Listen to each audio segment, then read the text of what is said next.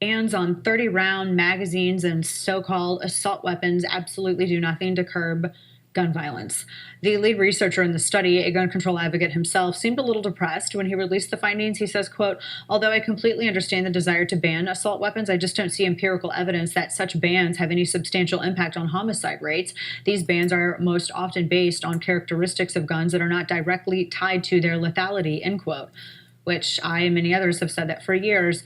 People are legislating a gun away based on its cosmetics, based on the appearance, not on its actual function. And this researcher further revealed that, quote, "laws regulating the sale of assault weapons are unlikely to have a large impact on homicide rates because these weapons are used only on a very small proportion, in a very small proportion of homicides," end quote. The sad part about this study is that it's going to get ignored completely, as does any sort of study that legitimizes what I and others have said for a long time. The legacy media will sweep it under the rug and continue on this warpath against semi-automatic rifles and standard capacity magazines. With me now to discuss this study, its findings, president of the Crime Prevention Research Center, John Lott. John, good to see you. Yeah, he did sound sad with the results of his findings, but I'm glad that he was at least somewhat transparent about it.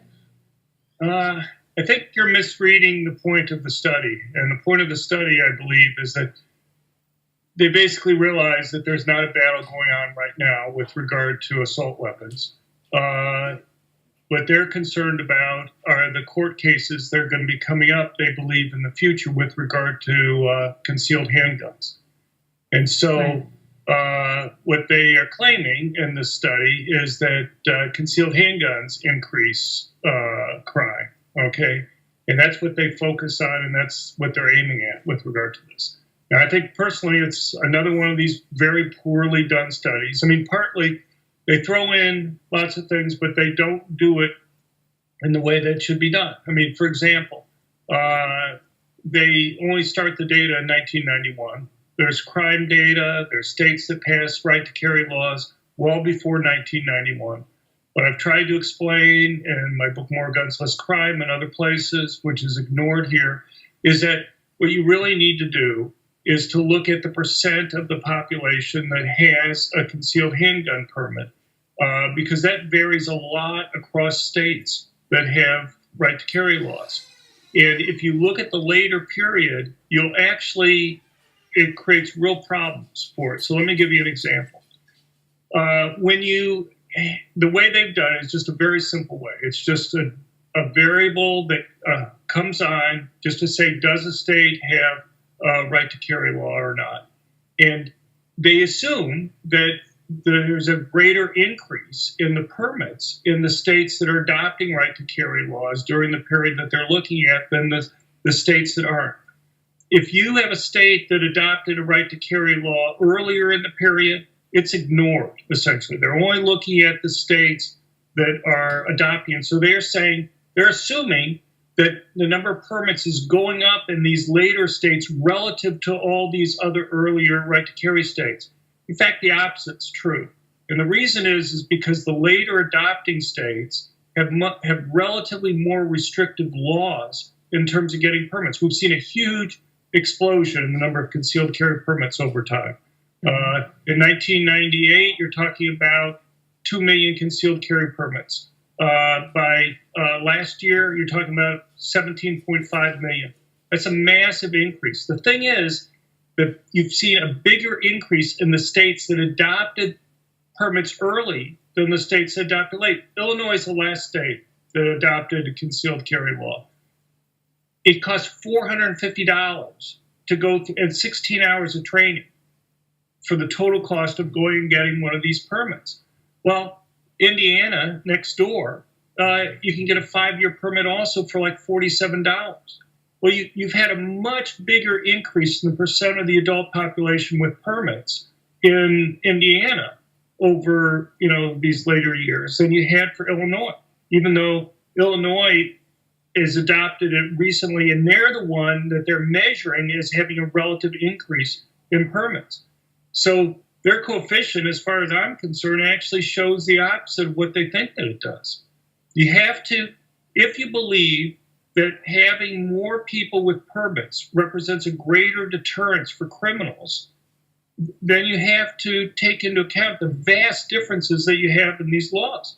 I mean, you have some states like Pennsylvania, it's $20 to get a concealed carry. That's the total cost of getting a permit, and there's no training requirement. You compare that to Illinois, where it's $450 in 16 hours. Plus, they have all sorts of other restrictions that are there. Those are not the same thing in terms of the law. And if you ignore those differences, you're going to get, and there are many other things that they mess up in here. But look, if you throw out data, you have to have a good explanation for doing it. And these guys don't even try to offer an explanation for why they're throwing out data here. And it's just, for me, I'm glad the media may ignore it, but that's not what these guys are aiming for right now. There's a massive push from gun control advocates right now to try to put together research that shows that concealed handguns are bad. And that's what and so they don't really care about assault weapons. They have people who they think they say, well, they didn't find anything for assault weapons. And so I suppose some people think that makes them credible, but you're missing why they're doing the study. And that was, it's kind of a red herring in a way. They've done the same thing with regards to campus carry when they try to justify opposition towards campus carry by saying, oh, well, because Missouri is getting ready to consider something very similar to what Texas has already passed, for instance. And so I see kind of something similar being done with regards to campus carry. Oh, well, this is only going to, we're going to see crime increase and the presence of more lawful people who are carrying concealed on college campuses. This is going to increase. So it's kind of the same thing that we're seeing with campus carry, but on a larger scale. Well, I mean, they're going to use this to go and argue against campus carry too. Right. So, but anyway, it's just another one of these poorly done. The amazing thing, poorly done public health studies. The amazing thing is this guy gets like hundreds of thousands of dollars from the Department of Justice. He had one grant for another stupid paper. He got like $600,000 for. He's gotten. I mean, I don't even know how they spend the money on these types of studies that are there, and but they do, and the government keeps on giving out money to them. All these claims that these researchers aren't getting funding is just ridiculous. False. I mean, yeah, patently false. Or that the CDC is not doing it. No, that's patently false as well. Does this, let me ask you one more question. Does this represent to you a shift into, in a way, returning to going after handguns? Because I know that was a focus of Democrats in the 90s. And then when that proved to be unsuccessful, it seemed as though they switched the focus to just specifically on assault weapons and rifles. But now it seems, that the curtain's been torn. Everyone knows it's all semi-automatics, period, that they want to go after. So it feels as though they're more comfortable in going after handguns, which are more commonly owned. But of course, illegally possessed and illegally used show up in more crimes. Right. Well, I mean, I think you're right that they're basically go after all semi-automatics. I mean, you had the the New Zealand ban is banning all semi-automatic guns, and you've had a number of people, multiple Democratic presidential candidates, who have said that they think that the New Zealand ban is a great step forward for safety, approving of that type of ban, and they're not the only people that have come out praising the New Zealand change that's there. So I think we're in for a real battle, depending upon what happens in the next couple of elections. But for right now, these guys are concentrating on what they see are going to be upcoming Supreme Court cases, and that's what they're trying. And also they use this in political debates, but there's going to be, I mean, in some sense, the New York City case that was recently granted cert by the Supreme Court is just one of the cases in terms of carrying. In that case, you have this bizarre New York City rule that you have to have a license to get a gun. And in the license, they say the only place you can carry the gun when it's locked and in a box and unloaded is between your home and one of the 7 firing ranges that they have in the city. But you're not even allowed to take it to another home. You're not allowed to take it out of the city. And obviously, those are bizarre rules, and so I believe this. I hope the Supreme Court will strike that down. But it's part of this incremental battle. You just don't go and deal with all the laws at once. You start dealing with the ones that are easiest to strike down. And this is a pretty bizarre law and relatively easier. But you're going to soon see before the Supreme Court, and it's a reason why the 2020 election is going to be so crucial, because I'm not sure which way Roberts is going to go on this type of issue. If you had Ginsburg or Breyer or somebody else like that that can be replaced, I'd be a lot more certain about what would happen with, a challenge to, for example, California's law, which essentially, for virtually everybody, bans you being able to carry in any way outside your home. And so that's where the battle is right now, I think. Yeah, that's where it is, and I worry about some of these lawmakers too that even have R's after their names, how they're going to stand with some of this stuff that this research is being loaded up to support. I was listening to your commentary beforehand about due process, and you have the red flag laws that are obviously involved. Just a week ago, you had a hearing in the Senate Judiciary Committee on red flag laws. Every witness that was there, they had 5 witnesses, was in principle in favor, at least in principle, of red flag laws. One spoke out against due process, Dave Kopel, but he himself said that he thought basically the idea behind red flag laws was a great idea. And I think that's a huge mistake.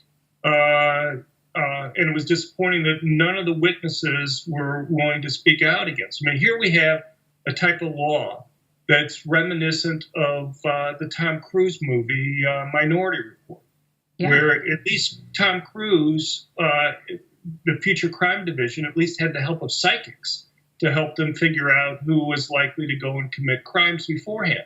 Here we have very vague standards that are there, where, Colorado's law that just got passed allows anybody to make a phone call into police, can be living outside the state. You can have any type of relationship to the person that's there. They have very low standards. They have what's called reasonable cause in many of these states, which essentially is just the judge will, he only has one side of the issue in the initial complaint. And a reasonable cause just means, well, given this complaint, does he have a reasonable hunch, slightly more than a hunch, that this person could be a danger to themselves or others? When you get into the meat of this stuff, you find that they're looking at things, does the person have a past criminal history? We already have laws on that. If you're a felon, you're banned for life. Even if you're a nonviolent felon, you're banned for life from having a gun. Depending upon the state that you're looking at, like California, could be virtually any misdemeanor can ban you for life from having a gun. What they want to do, without making it explicit, is to say, let's say you have an arrest but not a conviction. Because right now, you have to have a conviction to ban you from life. And they want to change that aspect.